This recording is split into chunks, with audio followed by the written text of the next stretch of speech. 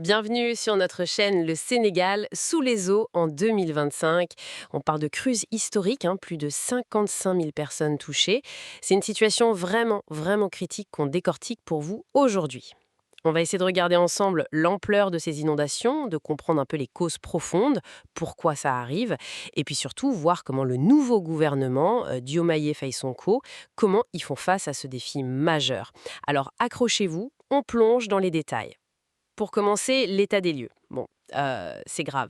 Plusieurs régions sont vraiment durement frappées. On pense à Matam, Tambacounda, Bakel aussi, Kédougou, Podor. Et ça continue, hein. Fin juin 2025, tout récemment, Bakel et Bokiladji ont encore eu de très fortes pluies. Les chiffres, franchement, ils donnent le vertige. Officiellement, on est à plus de 55 600 personnes affectées. Oui, c'est considérable. Les familles qui ont perdu leurs réserves de nourriture, leur bétail. Leurs moyens de subsistance, en fait. Exactement. Et côté agriculture, c'est une catastrophe. Plus de 1300 hectares de riz, de sorgho, tout ça parti sous les eaux. Et puis, il faut ajouter les déplacements de population, les routes qui sont coupées, des écoles inondées. L'impact il est immense, hein. Absolument. Et pour comprendre le pourquoi du comment, il faut voir qu'il y a un peu deux types de facteurs qui s'additionnent. D'abord, on a eu des conditions naturelles, exceptionnelles cette année. Le fleuve Sénégal, la Falémé aussi, ils atteignent des niveaux inédits. On n'avait pas vu ça depuis des décennies. Ah oui, hein. Carrément, oui, oui.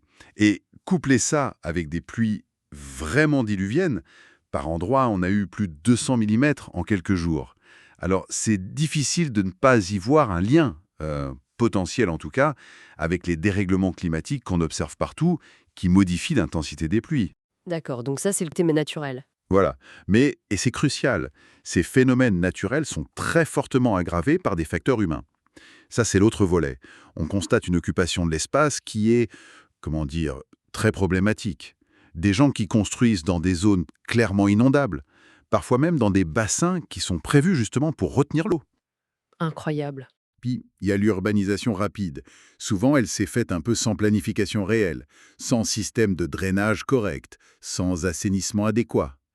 Et derrière tout ça, il y a souvent une gestion du foncier qui est défaillante, c'est-à-dire qu'on ne contrôle pas bien où et comment les gens construisent, on ne respecte pas assez les zones qui sont désignées comme non constructibles. Vous parlez d'urbanisation anarchique, c'est un terme fort. Mais concrètement, sur le terrain, par exemple à Baguel, comment ça aggrave les choses? Concrètement, ça veut dire qu'une maison est bâtie pile là où l'eau avait l'habitude de s'écouler naturellement. Du coup, l'eau est bloquée. Ou alors, vous avez des quartiers entiers qui s'installent, mais les infrastructures pour évacuer l'eau de pluie, elles,